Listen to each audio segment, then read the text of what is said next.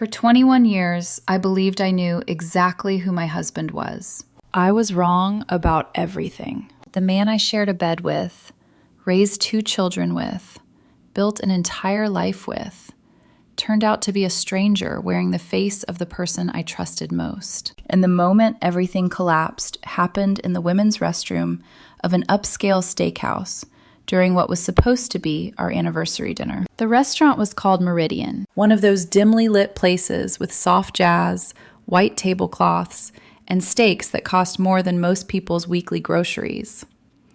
The kind of place couples went when they wanted to celebrate something meaningful. 21 years of marriage felt like it qualified. At least, that's what I told myself. We had reserved a private dining section for the evening, just family and a few close friends. My husband, Daniel, sat across from me, dressed in a perfectly tailored charcoal suit that made him look confident, successful, dependable. The same man I once believed would grow old beside me. Our daughter Sophie, 16, sat next to him, scrolling through her phone between bites of steak. Our son Jake, 13, was arguing about basketball stats with Daniel's older brother Mark. Mark's wife Lauren sat beside him. Lauren laughed easily that night. Too easily, maybe. But at the time, I didn't think anything about it. Not yet. From the outside, the scene looked almost cinematic. Golden candlelight reflecting off wine glasses. Soft laughter bouncing across polished walls. The band in the corner playing the same song Daniel and I danced to at our wedding. Everything looked perfect. But perfection, I would later learn, is often just the final layer of paint covering something rotten underneath. Halfway through dinner, Daniel stood up to make a toast. He lifted his champagne glass and smiled at me with that polished charm that had always impressed people. "To my incredible wife," he said smoothly. "To 21 years of marriage, 2 amazing kids, and a lifetime of memories." Everyone clapped. Glasses clinked. I smiled back at him automatically, but something inside me felt hollow, like the smile on my face belonged to someone else. The truth was, things had been tense between us for months, maybe years. But I kept telling myself what every long married person tells themselves. Marriage is hard. Marriage takes work. Marriage goes through phases, so I kept showing up. Kept playing the role of the loyal wife. Kept believing that if I tried hard enough, whatever distance had grown between us would eventually disappear. Around 8:30, I excused myself to use the restroom. I needed a moment to breathe, to splash cold water on my face, to step away from the performance that dinner had started to feel like. The restroom was empty when I walked in. Bright mirrors, marble counters, the quiet hum of air conditioning. I stared at my reflection for a moment, wondering why I suddenly felt so uneasy. Then the door opened behind me. A woman I had never seen before stepped inside. She looked to be about 30, dark blue dress, nervous eyes, and a face that looked like she had just witnessed something terrible. She glanced around quickly to make sure we were alone. Then she stepped closer to me, close enough that I could see her hands trembling. Her voice dropped to a whisper. "I'm sorry," she said quickly, "but I think you should know something." My stomach tightened. "What is it?" I asked. She hesitated. Then she leaned even closer and whispered the sentence that would destroy my entire life. "Your husband just put something in your drink." Time stopped. My heart slammed against my ribs. "What?" "I saw him," she said urgently. "He took a small packet out of his pocket while everyone was distracted and stirred something into your champagne." My brain refused to process the words. That doesn't make sense." She shook her head. "He laughed about it afterward," she said quietly, "with the woman sitting next to his brother." My blood ran cold. "Lauren." The stranger looked at me with genuine worry. It didn't feel like a joke. Before I could ask another question, she hurried out of the restroom, leaving me standing there, alone, heart racing, hands shaking, trying desperately to convince myself I had misunderstood what she said. But deep down, I already knew. Something was very, very wrong, and the next 10 minutes would prove it. I didn't go back to the table right away. I stood there in the restroom with the faucet running, my palms braced against the cold marble counter, staring at my own reflection like I was trying to force my face to tell me the truth. 21 years. That wasn't just a number. That was a whole adulthood. I met Daniel when I was 26. I was the kind of woman who had always been steady, maybe too steady. I liked routines. I kept lists. I showed up early. I paid my bills on time. I believed that love was something you built, brick by brick, day by day, with patience and effort. Daniel was magnetic. He wasn't reckless, not exactly, but he had that easy charisma that made people lean in when he spoke. He could walk into a room and somehow make everyone feel like they were part of an inside joke. I met him at a friend's engagement party. I remember it clearly because I had almost skipped it. Work had been brutal that week, and I wanted nothing more than to collapse on my couch with takeout and a mindless sitcom. But my friend begged, so I went. And Daniel was there, standing near the kitchen island, sleeves rolled up, laughing as he poured wine for someone's aunt, like he belonged in the role. When he introduced himself, he didn't give me some cheesy line or overconfident compliment. He just looked at me like he was genuinely curious. "Emily," he repeated after I said my name, like he was trying it on. "You look like you're thinking of an excuse to leave early." I remember blinking, caught off guard. "Is it that obvious?" He smiled. "Only because I'm thinking of the same thing." That was the first time I laughed that night. We talked in the corner of that crowded house for almost 2 hours. About stupid things at first.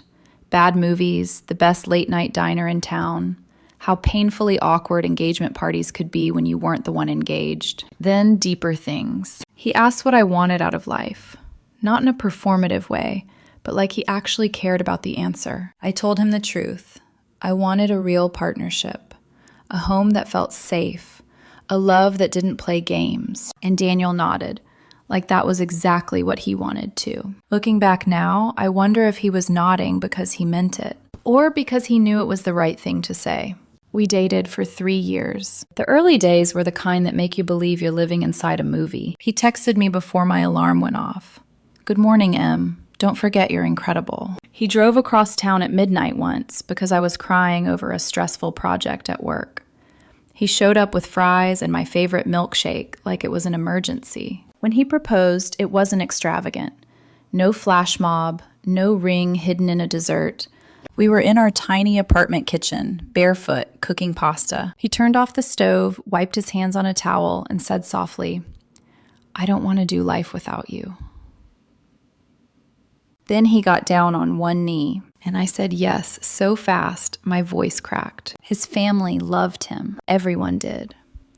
Daniel was the golden boy, the one who had his head on straight, the one who could charm any boss, any neighbor, any stranger in line at the grocery store. His older brother Mark was the opposite, serious, quieter, practical. Mark had been the responsible one growing up, the one who kept Daniel from getting into too much trouble. When I first met Mark, he gave me a long look that I couldn't read. Not rude, not warm. Just assessing. "Emily," he said, shaking my hand firmly. "He better not mess this up." Daniel laughed, clapping Mark on the shoulder like it was a joke. "Relax, I'm not 12 anymore." But Mark didn't laugh. He just said, "Good." Mark had married Lauren a few years before Daniel and I got married. Lauren was beautiful in a way that always looked effortless. Long hair, bright smile, perfectly fitted dresses, that kind of confident femininity that made other women stand up straighter without realizing why. The first time I met her, she hugged me like we were already friends. "Oh my God," she said, pulling back to look at me. "You're gorgeous. Daniel's been holding out on us." I remember feeling flattered, a little intimidated, but mostly relieved, because if Mark was the serious one, Lauren seemed like the warm one, the bridge that made the family feel easy. For a long time, it did. We got married. We bought the house. We had Sophie and then Jake. We did the whole life people congratulate you for doing. Family holidays at Daniel's parents' place. Birthdays with too much cake. Summer barbecues where the kids ran barefoot in the grass while adults laughed over drinks. From the outside, we looked solid, but there were small cracks I ignored because I didn't want to be the woman who made problems. The first crack was subtle. Daniel stopped telling me things. Not big secrets, not at first, just the little details. His day, his thoughts, his worries. He'd come home and answer my, "How was work?" with a vague, "busy." Then he'd disappear into his phone. The second crack. Lauren started showing up more. At first it made sense. Mark traveled sometimes for work. Lauren didn't like being alone. She'd bring over cookies. She'd sit at my kitchen counter and talk while I cooked dinner. She complimented Daniel a lot. In front of me. "Daniel, you're so good with the kids. Daniel, you always know how to fix things. Daniel, you're still handsome. You know that?" And Daniel would grin like it was harmless. Like it was just Lauren being Lauren. Sometimes she'd lean toward him when she laughed. Sometimes she'd touch his arm. I noticed.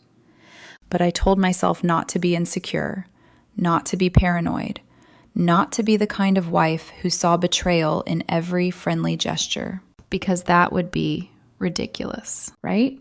Then came the Thursday nights. Daniel started staying late at work every Thursday. At first, I believed him. I had no reason not to.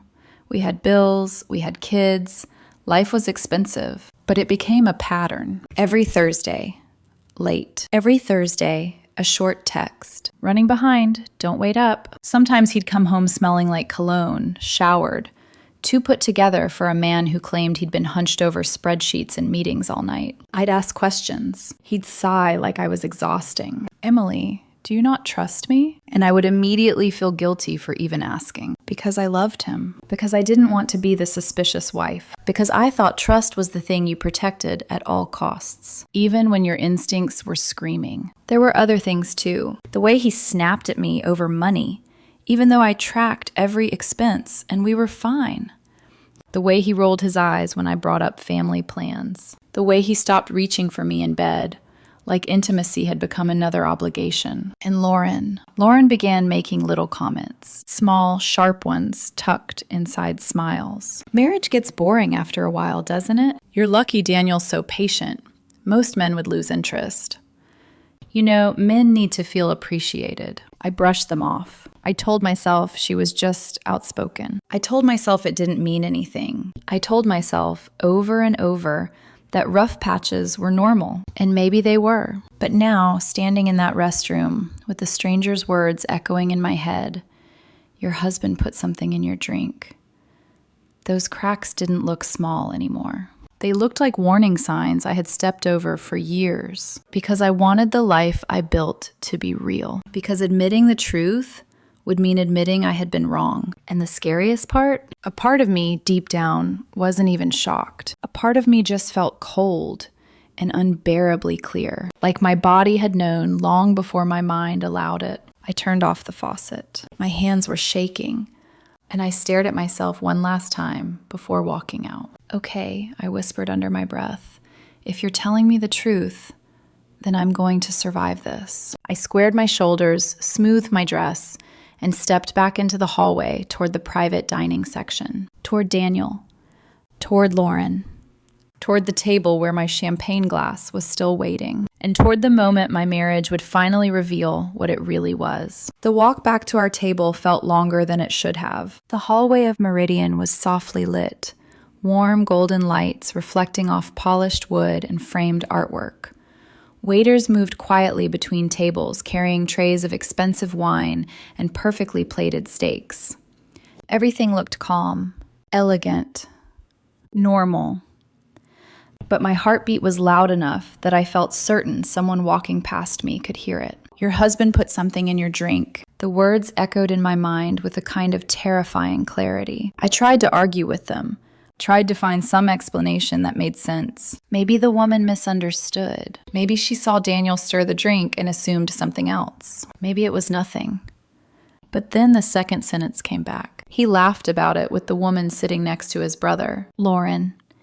I pushed open the door to our private dining section. Laughter spilled into the hallway. The band was playing a slow jazz version of an old love song Daniel and I used to dance to in the kitchen years ago. For a brief second, everything looked exactly the same as when I left. Daniel sat in his chair with one arm draped casually along the back of it. Lauren was leaning toward him, her body angled in that slightly too close way that suddenly made my stomach twist. Her hand rested lightly on his forearm. His thumb brushed her wrist as he laughed at something she said. It was a tiny gesture, one most people at the table probably didn't even notice. But once you see something like that, you can't unsee it. Mark was across from them, completely absorbed in a conversation with one of our friends about real estate investments. Sophie was texting someone. Jake was trying to sneak extra bread from the basket. Life went on. Like nothing had changed, except everything had. My champagne glass was still exactly where I left it. The pale golden liquid inside shimmered under the candlelight, tiny bubbles rising lazily to the surface. Innocent. Harmless. Or maybe not. Daniel looked up when he saw me walking back. "Hey," he said casually. "Everything okay?" His voice sounded normal, relaxed. The same voice that used to whisper to me in the dark when we were newly married. The same voice that once promised me forever. "Yes," I said, forcing a calm smile. "Just needed a minute." I slid back into my seat. The stranger's warning echoed in my head. "Your husband put something in your drink." I looked at the glass again, then at Daniel, then at Lauren. And suddenly, I noticed something I should have noticed months ago. The way Lauren's eyes flicked briefly to the champagne, then back to Daniel. A tiny glance, so fast it might have been nothing, but Daniel caught it. And for half a second, they shared a look. A private one. The kind of look that belongs to people who share a secret. My stomach dropped. I didn't think. I just acted. Lauren reached for her wine glass at the same moment Daniel lifted his water. And in that small, ordinary movement, I did something that probably looked playful to everyone else. I picked up my champagne glass and set it down in front of Daniel. At the same time, I reached for his water. "Trade," I said lightly. "I need something stronger tonight." A few people chuckled. Daniel barely even looked down before lifting the glass. "Careful," he said jokingly. "That stuff's dangerous." If he noticed the switch, he didn't show it. Lauren watched the exchange with a faint smile, but something flickered in her eyes. Something sharp. Something calculating. And for the first time all night, she looked nervous. "To 21 years, Daniel said, raising the champagne. Everyone lifted their glasses again. "To forever." The word hung in the air like a cruel joke. I took a small sip of his water and watched. 10 minutes passed. Nothing happened. Conversation flowed easily around the table. Mark told a story about a client who tried to sell a beach house without telling his wife. Sophie rolled her eyes dramatically at Jake. Someone ordered dessert. Daniel drank the champagne slowly, casually, and for a moment, a dangerous thought crept into my mind. Maybe the woman was wrong. Maybe I had just imagined everything. Maybe. Then Daniel blinked. Once. Twice. He rubbed the side of his eye like something was bothering him. Lauren noticed immediately. "You okay?" she asked quietly. "Yeah," Daniel said, though his voice sounded slightly thicker than before. "Just tired." Another minute passed. Then he laughed too loudly at something Mark said. A strange, high-pitched laugh that didn't quite sound like him. I watched Lauren carefully. Her smile faded. Just slightly. Daniel tried to stand up. "I'm gonna, use the..." His knees buckled. The chair scraped loudly against the floor as he grabbed the edge of the table. Several glasses rattled. "Daniel?" I said, jumping up immediately. He missed the table entirely and stumbled sideways. I caught his arm before he hit the floor. Gasps rippled through the dining area. "Whoa," Mark said, standing quickly. "What the hell happened?" Daniel's eyes looked unfocused, his pupils wide, his mouth slightly slack. I don't feel..." The words dissolved into a slurred mumble. People around us started murmuring nervously. "Too much champagne?" someone suggested. "Empty stomach," another guest joked awkwardly. I helped Daniel back into his chair, playing the concerned wife perfectly. "Easy," I said softly. "Just sit." But my eyes moved immediately to Lauren. And what I saw made everything inside me go ice cold. She wasn't shocked. She wasn't confused. She wasn't worried. She looked terrified because she knew exactly what had just happened. And when Daniel slumped sideways, he didn't lean toward me. He leaned toward her. Lauren instinctively wrapped an arm around him. Not awkwardly, not uncertainly, but naturally, like it was something she had done many times before. Her hand settled at his waist automatically. His head rested against her shoulder, their bodies fitting together with disturbing familiarity. And in that moment, everything clicked into place. The late Thursday nights, the secretive phone calls, the distance, Lauren's constant presence, the way Daniel always defended her, the way she always defended him. My husband hadn't just tried to drug me. He had done it while sitting next to the woman he was sleeping with, his own brother's wife. The realization didn't explode. It didn't feel dramatic. It was colder than that, like a door inside my mind, quietly opening. And once it opened, every lie of the past few years walked through it. I reached under the table slowly and pulled out my phone. My fingers were steady now, calm, focused. I typed a message to the one person I trusted to find the truth. Marcus, a college friend, now a private investigator who specialized in infidelity cases. I hadn't spoken to him in months, but I knew he'd answer. My message was short.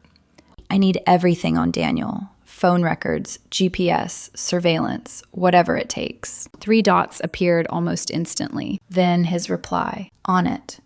I looked up at the table again. Daniel was slumped in his chair, barely conscious. Lauren was whispering something urgently into his ear. Mark looked confused. Our kids looked scared. And the rest of the guests were trying to pretend this was just an awkward anniversary moment. I forced a warm smile. Looks like someone celebrated a little too hard, I said lightly. A few people laughed nervously. Let's get him home. But inside, something fundamental had already shifted, because the woman who walked back from that restroom had been uncertain, confused, afraid she might be imagining things. The woman sitting at that table now knew exactly what she was dealing with. And if Daniel thought he had fooled me for years, he had no idea what was coming next. Getting Daniel out of Meridian that night became a performance, a very careful one. Mark helped me lift him from the chair while I kept my voice calm and reassuring, the way a wife is supposed to sound when her husband has simply had one drink too many. Easy, I said softly as Daniel sagged against me. His weight leaned heavily onto my shoulder. His breath smelled like champagne. His eyes were barely open. Lauren hovered too close. Do you think he needs a hospital? She asked quickly. Her voice trembled, but not with concern, with fear. I met her eyes for just a second, long enough for her to see something had changed in mine. No, I said calmly. He just mixed alcohol with his medication, probably. It was a convenient lie. And the strange thing was, it wasn't entirely a lie. Daniel did take anxiety medication occasionally, which made it the perfect cover story. Mark nodded immediately. Yeah, that'll knock you flat, he said. Sophie looked worried. Mom, is Dad okay? I brushed her hair gently away from her face. He's fine, I said quietly. Just embarrassed tomorrow. Lauren watched every second of this interaction, like she was trying to read my thoughts, trying to figure out if I knew, if I had figured it out. I gave her nothing. By the time we reached the parking lot, Daniel could barely keep his head upright. Mark opened the back door of our SUV. We eased Daniel into the seat. Lauren stood nearby with her arms wrapped tightly around herself. Daniel's hand reached out weakly as he sank against the seat. And for a split second, his fingers brushed hers, not mine. Hers. A tiny movement, but it felt like someone sliding a knife between my ribs. Mark didn't notice, but Lauren did. Her eyes flicked toward me again, searching, measuring, calculating. I closed Daniel's door and forced a tired smile. Thanks for helping, I said. Mark waved it off. Text me when you get home. Lauren said nothing, just watched as I walked around the car, as I buckled Daniel in, as I climbed into the driver's seat. The drive home was quiet. Sophie and Jake sat in the back seat beside their father. Jake whispered, Dad looks like he got hit by a truck. Sophie elbowed him. Shut up. Daniel muttered something incoherent, but I heard one word clearly. Lauren. Sophie didn't react. Jake didn't hear, but I did. My grip tightened on the steering wheel. By the time we pulled into the driveway, the kids were half asleep. Help your brother upstairs, I told Sophie gently. I've got your dad. She nodded. Sophie had always been perceptive, too perceptive sometimes. She looked at Daniel, then at me, but she didn't ask questions. Not yet. When the kids disappeared upstairs, I walked around to the passenger side and helped Daniel out of the car. He could barely stand. I guided him into the house, slowly. Each step felt surreal. 21 years of marriage. And the man leaning on me had tried to drug me hours earlier. Inside the bedroom, Daniel collapsed onto the bed like dead weight. His suit jacket twisted beneath him. His tie hung loose. The expensive anniversary dinner was still on his shirt collar. I pulled his shoes off, rolled him, then I pulled the blanket over him. For a moment, I just stood there, looking at him. This man I had loved for most of my adult life, the father of my children, the person I thought I knew better than anyone. Now he's helpless, almost harmless, but I knew better. And they don't do it while sitting beside the woman they're sleeping with. I turned off the bedroom light and quietly closed the door. The second the latch clicked shut, my entire posture changed. The performance ended. I walked straight to the garage. 6 months earlier, I had gone through what Daniel jokingly called my paranoid phase. At the time, I thought I was imagining things. Daniel had been distant, cold, secretive. So I had bought a small set of surveillance tools online. Nothing illegal, just a GPS tracker, 2 small recording devices, a hidden camera. I never used them. I felt ridiculous even owning them. But now, I realized I hadn't been paranoid enough. The garage smelled faintly of motor oil and cardboard. I opened the storage cabinet where I had hidden the equipment. Everything was exactly where I left it, still sealed, still unused. Not anymore. First, I went to Daniel's car, the black Audi he loved almost as much as his reflection. I slid into the driver's seat, reached under the dashboard, and carefully installed the GPS tracker. The device synced instantly to my phone. Now I would know everywhere that car went, every hotel, every secret meeting, every lie. Next, I checked the back seat. Gym bag. Daniel had started going to the gym 4 nights a week about 5 months ago. Funny how that timeline matched the stranger's accusation perfectly. I unzipped the bag. Inside were the usual things: workout clothes, water bottle, protein bars. Then my fingers brushed something unusual, fabric wrapped tightly inside his spare hoodie. I pulled it out slowly, and my stomach dropped. A prepaid phone, a burner. The kind people buy when they don't want conversations traced. For a moment, the garage seemed too quiet, too still. My heart thudded once, hard. But I didn't touch the phone beyond that. Didn't power it on. Didn't risk alerting him. Instead, I pulled out my own phone and took several photographs. Front. Back. Serial number. Evidence. Then I placed it back exactly where it had been. When I returned upstairs, the house was silent. It was nearly 1 a.m. Daniel was still unconscious in our bed. I stood in the doorway watching him breathe. 21 years of marriage. And this was his anniversary gift to me. An affair and an attempted sedation. I should have felt rage or grief or heartbreak. But what I felt instead was something colder. Clarity. The next morning proved just how good Daniel was at pretending. He came downstairs in his robe, stretching like nothing had happened. God, he groaned, pouring coffee. What happened last night? He rubbed his temples. I feel like I got run over by a truck. I watched him carefully. His tone was casual. His expression relaxed. No guilt, no anxiety, no fear. Just the same charming husband he had always played. You probably drank too fast, I said calmly. On an empty stomach. He laughed lightly. Wouldn't be the first time. Then he leaned down and kissed my cheek. Like everything between us was perfectly normal. Like he hadn't tried to drug me 12 hours earlier. I've got an early meeting, he said, grabbing his car keys. I nodded. Drive safe. And I meant that. Because now that GPS tracker was watching. Tracking. Recording. The front door closed. His car pulled out of the driveway, and my phone buzzed softly. Location acquired. I sat at the kitchen table in silence for a moment. Then my phone buzzed again. Marcus. His message was short. Send me everything you have. If he's cheating, we'll prove it. I looked at the photos of the burner phone, at the GPS signal moving across the map, at the house I had built my life in. Then I typed, one sentence. He tried to drug me last night. I want the truth, all of it. Marcus replied almost instantly. Then let's destroy him with it. And that was the moment I stopped being Daniel's wife and started becoming the woman who was going to expose everything. The strange thing about betrayal is that the first few days don't feel explosive. They feel quiet, almost painfully normal. The morning after the anniversary dinner, I packed Jake's lunch like I always did. Peanut butter sandwich, apple slices, the same granola bars he liked.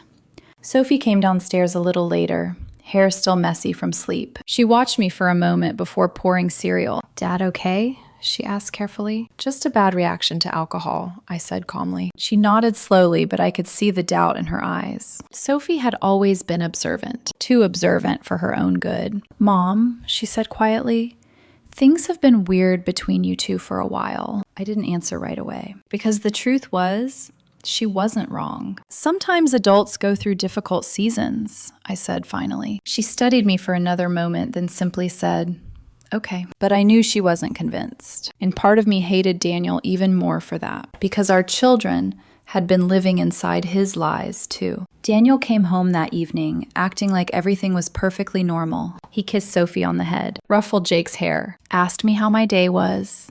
The performance was flawless. If I hadn't known the truth, I might have believed him. But now I noticed everything. The way his phone never left his hand. The way he turned the screen away when messages arrived. The way he stepped outside to take work calls. Every movement suddenly had context. Every small lie suddenly had meaning. That night, after he went to bed, my phone buzzed. "Marcus." I answered immediately. "You weren't exaggerating," he said. His voice sounded serious in a way I had never heard before. "What did you find?" I asked quietly. "Phone records," Marcus said. "Your husband has been texting the same number hundreds of times a week." My stomach tightened. "Who does it belong to?" There was a pause. Then Marcus said the name. "Lauren." For a moment, I couldn't speak. Even though I had already suspected it, hearing it out loud made it real in a way nothing else could. Mark's wife. Daniel's sister-in-law. "Do you want me to keep going?" Marcus asked carefully. "Yes," I said. "I want everything." The next 3 days felt like living in two parallel worlds. In one world, I was still Daniel's wife, cooking dinner, helping Jake with homework, watching Sophie scroll through college websites. In the other world, Marcus was dismantling my marriage piece by piece. Every few hours, a new message appeared. Marcus. Got GPS logs from his car. Marcus. Thursday afternoons are interesting. Marcus. Sending location history now. I opened the map file he sent. Every Thursday for 5 months. Daniel's car had stopped at the same place. A boutique hotel downtown. Grandview Suites. My hands trembled slightly as I zoomed in on the data points. Check-in times. 2:15 p.m. 2:27 p.m. 2:19 p.m. Every single Thursday. Marcus called again that night. "You might want to sit down for this part," he said. "I'm already sitting." "Hotel records confirm it," he continued. 2 guests. Always separate arrivals, separate departures. "And the names?" "Fake," Marcus said. "But the ID used during check-in was Lauren's old college ID." My chest felt tight. "They've been meeting there weekly," Marcus said. "For about 5 months." 5 months. 21 years of marriage. And the betrayal had been unfolding quietly for nearly half a year. Marcus continued. "They always order the same things from room service." I almost didn't want to ask. "What things?" "Champagne," he said. "Chocolate-covered strawberries. And massage oil." The image hit me like a physical blow. While I was at home helping Jake with math homework, Daniel had been in a hotel room with Lauren. While Sophie asked why her dad worked so late, he had been laughing in bed with another woman. Marcus sent the next file. Security footage. Grainy camera images from the hallway outside the hotel rooms. I hesitated before opening it, but I forced myself to watch. Because if I was going to end this marriage, I needed to see the truth. The first video started. The hallway camera showed Daniel stepping out of the elevator. He looked relaxed, confident, like a man arriving somewhere he was excited to be. 10 minutes later, Lauren stepped out of the same elevator. Different time, different direction, but heading toward the same room. Room 417. My stomach twisted. Daniel leaned casually against the hallway wall while pretending to check his phone. Lauren walked toward him. Then, she smiled. A wide, intimate smile I had not seen in years. Daniel reached for her immediately, pulled her against him, and kissed her. Not a hesitant kiss, not a guilty one. The kind of kiss people share when they've done it 100 times before. My throat tightened. The video continued. Lauren laughing. Daniel whispering something in her ear, his hand sliding down her back. Then he lifted her off the ground playfully as she wrapped her legs around his waist. They disappeared into the hotel room together. I closed the video. My hands were shaking now, not with grief, but with something colder. Resolve. Marcus spoke gently. You don't have to watch the rest tonight. Yes, I said quietly. I do. Because I needed the betrayal to burn itself into my memory. I needed to remember exactly what Daniel had done, so that when he inevitably tried to apologize, I would never forget. Marcus sent dozens of videos, months of evidence. Daniel and Lauren entering that room, leaving hours later. Her hair messy, his shirt untucked, both of them smiling, happy, satisfied. A happiness he had not shared with me in years. By the time I finished watching, the clock read 2:14 a.m. The house was silent. Daniel slept peacefully upstairs. I sat alone at the kitchen table, staring at the final screenshot Marcus had sent. Lauren in a hotel bathrobe, laughing at something Daniel said off camera. My husband, Mark's wife. Destroying two families at the same time. Marcus's final message appeared on my screen. This case is airtight, Emily. If you want a divorce, he has zero defense. I stared at the message for a long moment. Then I typed one sentence. I'm not confronting him yet. Marcus replied almost immediately. Good. Gather everything first. I looked toward the staircase. Daniel was still asleep, still safe inside the life he thought he controlled. He had no idea the truth was already unraveling. No idea I had seen the hotel videos. No idea I knew about the burner phone. No idea that his entire double life was already collapsing. And the strangest part was, I didn't feel broken. I felt focused.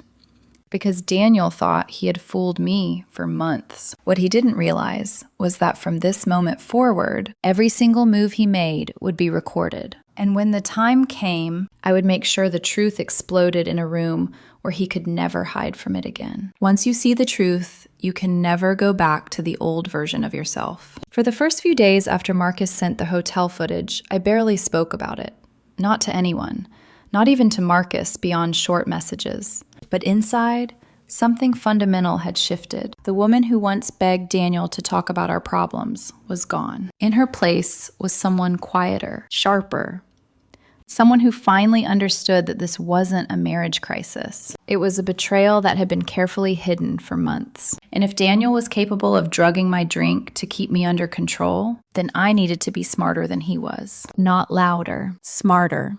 So I did the one thing he would never expect. I acted normal. Daniel continued his routine. Thursday evenings, he still claimed he had late meetings. He kissed my cheek before leaving the house. Don't wait up, he'd say.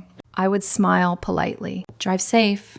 But now I watched the GPS tracker on my phone. Every Thursday at exactly 2:20 p.m., his Audi pulled into the parking garage of Grandview Suites. At 2:28 p.m., Lauren's car arrived. Different entrances, different elevators, same room, room 417. Marcus continued documenting everything, every visit, every payment, every text record. But while Marcus collected evidence, I started preparing for the end. The first thing I did was visit the county recorder's office. It was a quiet building downtown with gray carpeting and fluorescent lights that made everything feel strangely clinical. I sat across from the clerk with a folder of paperwork. This is for refinancing documentation, I said calmly. It wasn't technically a lie. Months earlier, Daniel and I had signed paperwork connected to a minor loan restructuring. Paperwork Daniel had skimmed and signed without reading. Because Daniel had always trusted me with financial details. Because Daniel assumed I would always act in our best interests. The clerk stamped the final document. Everything is updated, she said. I walked out of the building holding a single sheet of paper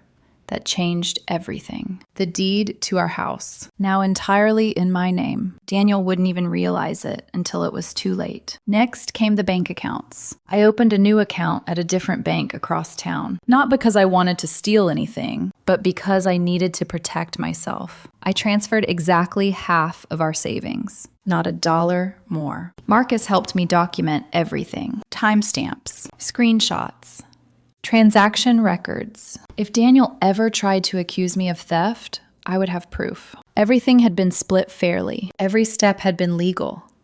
Then I started documenting Daniel's lies. Thursday nights. Gym visits that never actually happened. Credit card charges that didn't match his stories. Every receipt from Grandview Suites. Every bottle of champagne. Every dessert. Every luxury service he paid for with money I thought was going toward our family.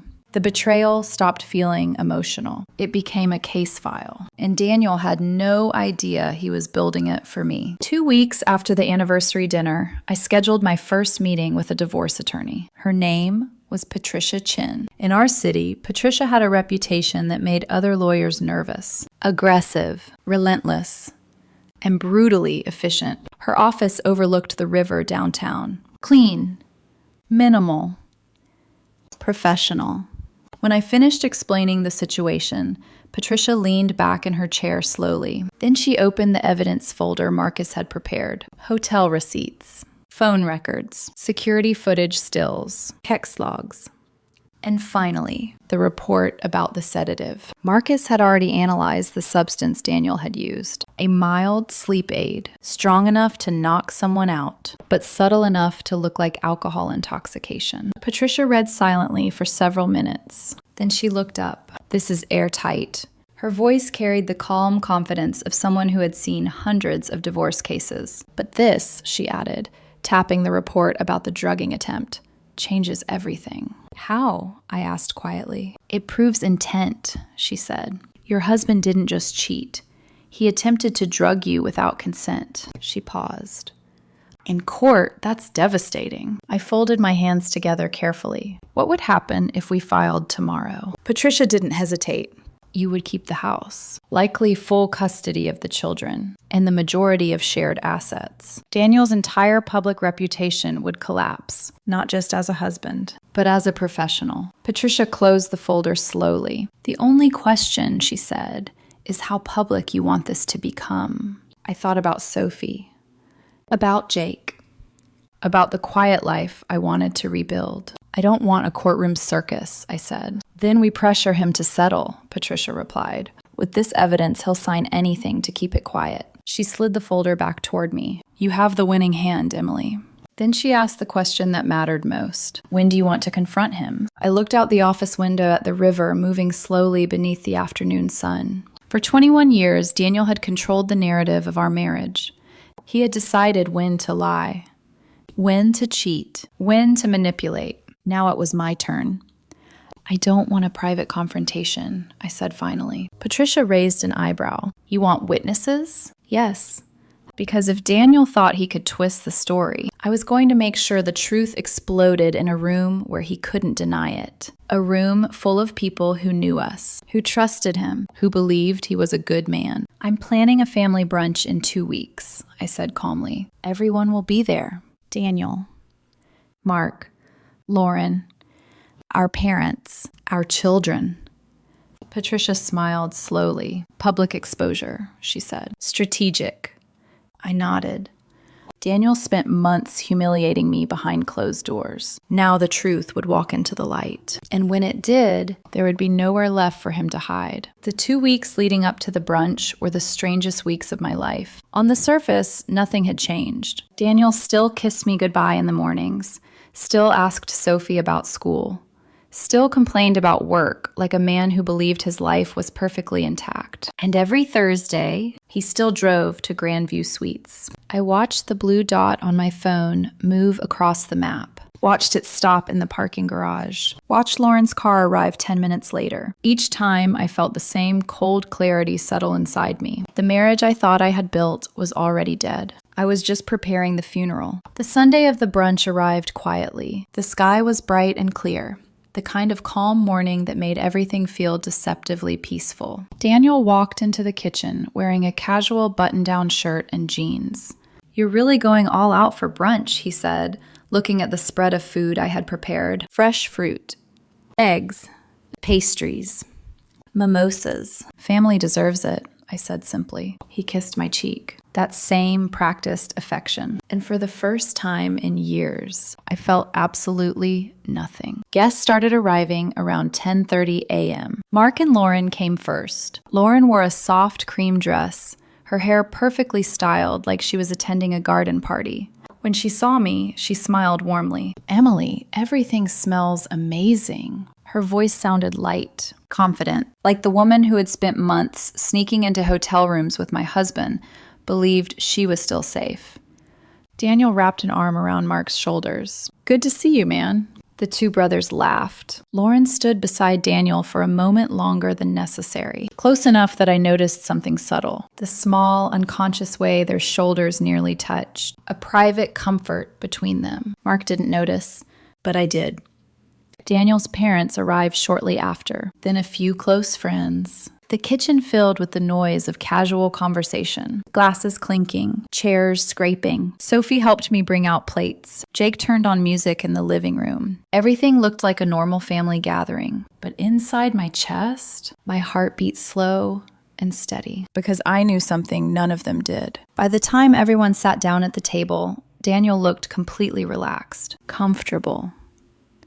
Like a man surrounded by people who admired him, who trusted him, who believed in the version of himself he had carefully built. I waited until plates were full, until conversations had settled, until everyone felt completely at ease. Then I stood up, just like Daniel had done at the restaurant 2 weeks earlier. I lifted my glass of orange juice. "Before we eat," I said calmly, "I'd like to make a toast." Everyone looked up. Daniel smiled at me, probably expecting another polite speech about family and gratitude. "To 21 years of marriage," I said slowly. Several people raised their glasses automatically. "To the life Daniel and I built together." Mark nodded approvingly. Daniel winked at me. "And," I continued, my voice steady, "to the woman who has been keeping my husband company every Thursday afternoon for the past 5 months." The room went completely silent. Daniel's smile froze. Lauren's hand tightened around her glass. Mark blinked slowly. "I'm curious," I continued calmly, "how is the room service at Grandview Suites these days?" The words hung in the air like poison. Daniel's face drained of color. Lauren looked down at the table. Mark turned slowly toward his wife. "What?" he said. I reached into my jacket pocket and pulled out a small stack of printed photos. Security footage stills. Hotel receipts. Phone records. "I have everything," I said quietly. I slid the first photo across the table toward Daniel. It showed him in the hotel hallway, pulling Lauren into a kiss. Gasps broke around the table. Sophie stared at the image. Jake looked confused. Mark's chair scraped loudly as he stood halfway up. "Daniel," he said slowly, "what the hell is this?" Daniel's mouth opened. Closed. Opened again. "I can explain. Please do," I said calmly. Then I slid another photo across the table. Lauren in a hotel bathrobe, laughing. Daniel's hand visible around her waist. Mark stared at it like it had burned him. His face turned white. Lauren didn't look ashamed. She looked angry. And that's when something inside the room shifted. Because instead of apologizing, instead of denying it, Lauren rolled her eyes. Actually rolled her eyes. "Oh my God," she muttered. The room erupted. "Lauren!" Mark shouted. "What is wrong with you?" She stood up slowly. "This marriage has been dead for years," she snapped. Everyone stared at her in disbelief. Daniel finally spoke. "Emily, you're blowing this out of proportion." My chest tightened. Out of proportion. 21 years, 2 children, and months of betrayal. Out of proportion. I felt the weight of every sleepless night, every ignored instinct, every moment I had blamed myself for the distance in our marriage. And suddenly, the room felt very small, because the man I had loved for most of my life was standing in front of me, defending the affair, not even pretending to feel remorse. Mark slammed his hand on the table. "You slept with my wife?" Daniel didn't answer. That was answer enough. Mark's face twisted with rage. Lauren crossed her arms defiantly. Maybe if you weren't so boring, Mark. Enough, I said quietly. Everyone turned toward me. I pulled one last envelope from my jacket. Divorce papers. Asset division. Evidence files. All neatly organized. I placed them gently in front of Daniel. This is everything, I said. The room was chaos now. Mark shouting. Lauren yelling back. Daniel staring at the papers in disbelief. But I felt strangely calm, because the worst part had already happened. The illusion had shattered. The truth was standing naked in front of everyone. And I finally understood something that had taken me 21 years to learn. The man I married had never really existed. He had only been a performance. And now the mask was gone. The dining room had dissolved into chaos. Mark was shouting. Lauren was shouting back. Daniel sat frozen, staring at the divorce papers like he couldn't quite process what was happening. But none of it mattered to me anymore, because I had already said everything that needed to be said. I didn't scream. I didn't insult him. I didn't cry. I simply turned around and walked out of the room. Not because I was defeated, because I was finished. The sound of arguments followed me down the hallway and out the front door. The cool morning air hit my face as I stepped onto the porch. For the first time in years, I took a deep breath that didn't feel heavy. But the moment didn't last long. Behind me, the front door flew open. Emily! Daniel's voice cut through the quiet street. I kept walking toward my car. Emily, stop! His footsteps pounded across the porch and down the walkway. Then his hand grabbed my arm, hard. I turned slowly. Up close, his confident mask had cracked. His eyes were wide. His voice sharp. So this is what you're doing? He demanded. You're humiliating me in front of my entire family? I stared at him for a moment. Humiliating him. The irony almost made me laugh. You humiliated yourself, I said calmly. Daniel ran a hand through his hair. You staged this whole thing like some kind of drama, he said. Real mature. I leaned slightly against the car door. You drugged my drink, I said quietly. His expression flickered, just for a moment. Then he scoffed. That was just something to help you relax, he snapped. You've been paranoid for months. The words landed like ice. Not apology, not regret. Just deflection. You've been impossible to live with, he continued, his voice rising. Always suspicious, always tense. I needed space. Space? I repeated softly. With your brother's wife? His jaw tightened. That marriage was already falling apart, he said. Mark. Lauren. Apparently, Daniel had convinced himself that was justification. That's not your decision to make, I said. He crossed his arms. You think you're some kind of victim now? He scoffed. Emily, we both know this marriage hasn't worked for years. There it was.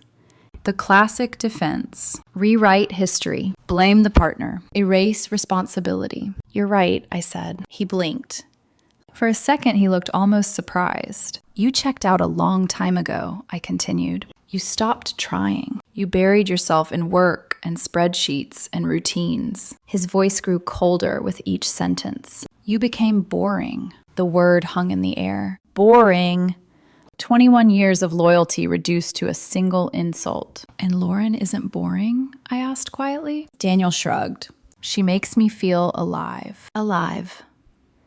The man who had built his entire lifestyle on my support suddenly believed he had rediscovered excitement. I looked at him carefully, at the man I once trusted with my entire life, and I realized something strange. I didn't hate him. I didn't even feel angry anymore. I felt clarity. You're right about one thing, I said. This marriage was dying.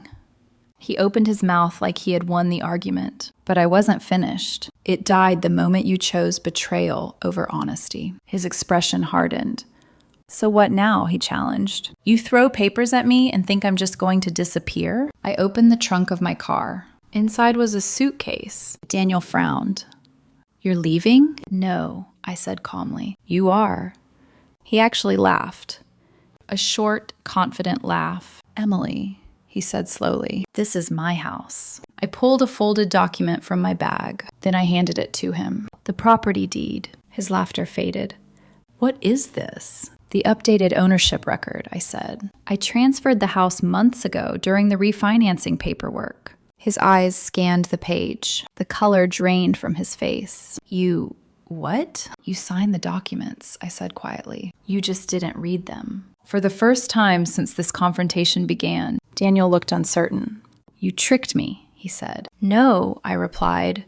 You trusted me. The difference mattered. You're going to pack your things tonight, I continued calmly. And tomorrow morning, my lawyer will officially serve you the divorce papers. Daniel stared at me like he was seeing a stranger. You think you can just destroy my life like this? I held his gaze. You destroyed it yourself. His voice dropped lower. You don't have proof of anything that matters. I opened my phone. Then I showed him the screen. Hotel footage, phone records, GPS logs, and finally, the toxicology report confirming the sedative in the drink. Daniel's shoulders stiffened. You've been spying on me. No, I said quietly. I've been protecting myself. The wind moved through the trees around us. For a moment, neither of us spoke. Then I delivered the final truth. If you fight the divorce, I said calmly, every piece of evidence goes to court. His breathing slowed. You'll lose your reputation, I continued. Your job, your friends, and custody of the kids. Daniel's confidence finally collapsed. Emily, he said quietly. But whatever he was about to say, apology, manipulation, blame, I didn't need to hear it. Because the woman standing in front of him now wasn't the same woman he had taken for granted. That version of me you married, I said softly. The one who begged you to love her. I opened the car door. She's gone. Then I walked past him. Up the front steps, back into the house.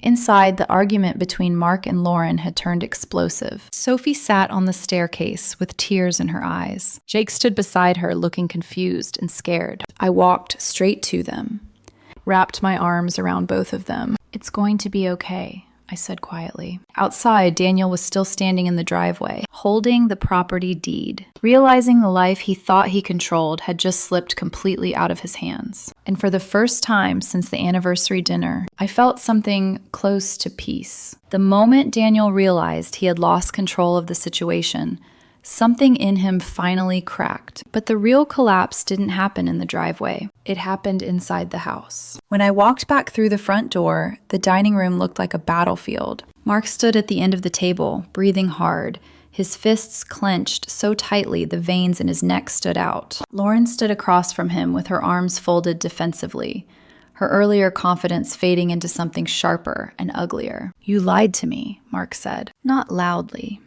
but with a quiet intensity that made everyone in the room freeze. For months.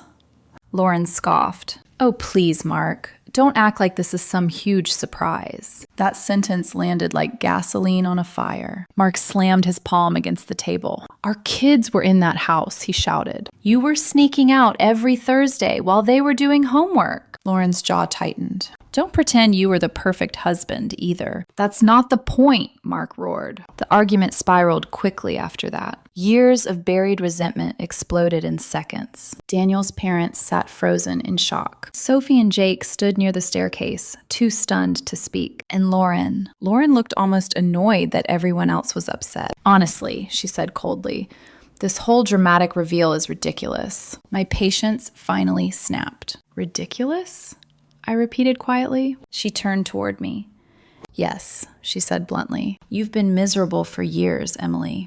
You just didn't want to admit it. The audacity of the statement hung in the air. You think Daniel was happy living with someone who treated life like a spreadsheet? Mark stared at her in disbelief. You slept with my brother, he said slowly. Lauren rolled her eyes again. Oh, grow up. The sound of Mark's chair hitting the floor echoed through the room as he stepped away from the table. For a moment, I thought he might lose control completely, but instead he simply pointed toward the door. Get out. Lauren blinked. What? You heard me, Mark said. Pack your things and get out of my house. The room went silent. Lauren looked around the table like she expected someone to defend her. No one did. Not Daniel. Not his parents. Not anyone. Her expression hardened.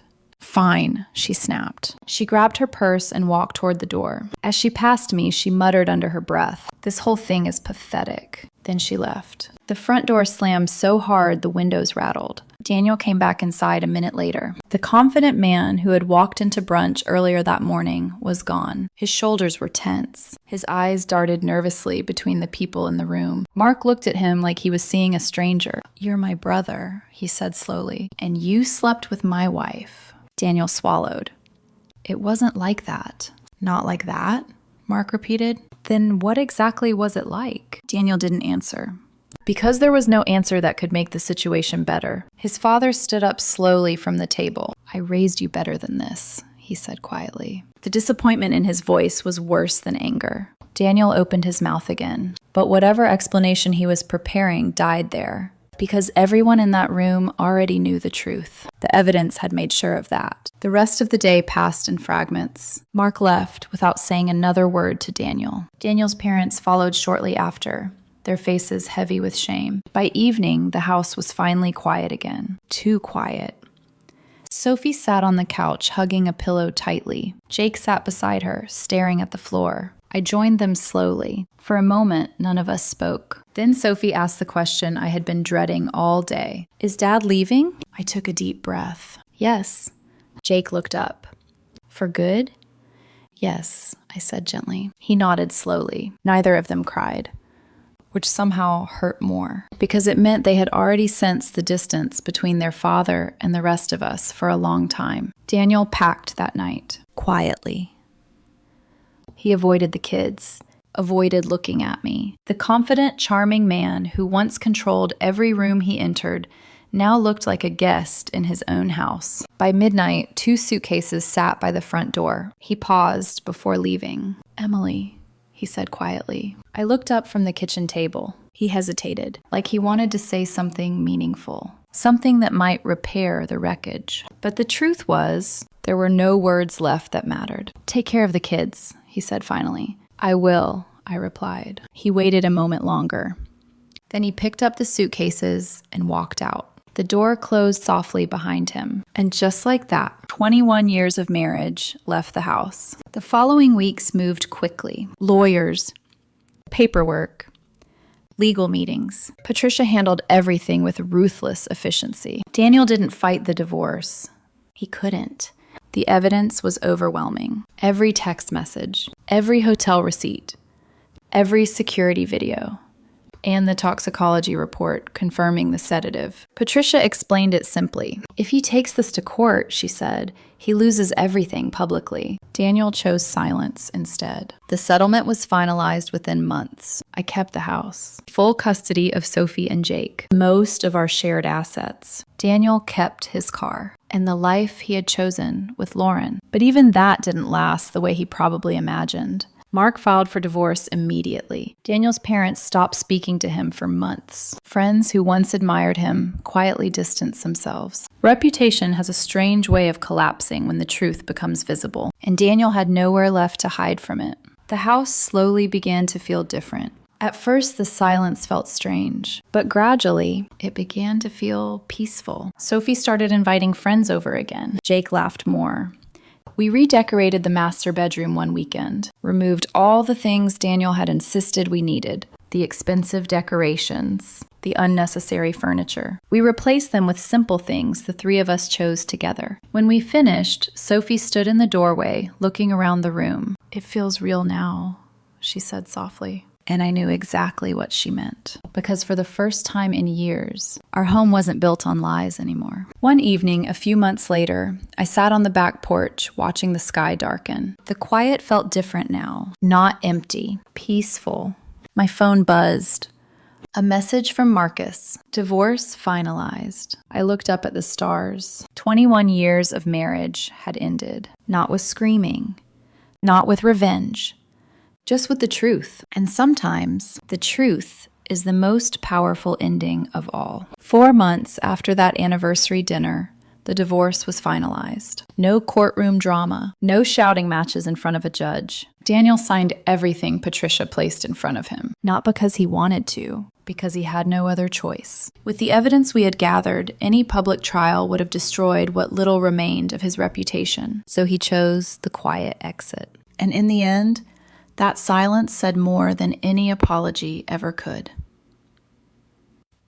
The house slowly became something new. For the first few weeks, I noticed Daniel's absence in small, strange ways. No sound of his car pulling into the driveway late at night. No phone vibrating constantly on the kitchen counter. No tension in the air every time a conversation turned serious. At first, it felt unfamiliar. But then it started to feel peaceful. Sophie's laughter returned first, tentative at the beginning, like she wasn't sure it was safe yet. But little by little, the sound filled the house again. Jake stopped asking if his father would come back. He focused on basketball practice, friends, and the ordinary chaos of being 13. Children are more resilient than we realize. Sometimes they just need honesty and stability. And that was something I could finally give them. About 6 months later, something unexpected happened. A thick envelope arrived in the mailbox. Heavy paper, gold lettering, a formal wedding invitation.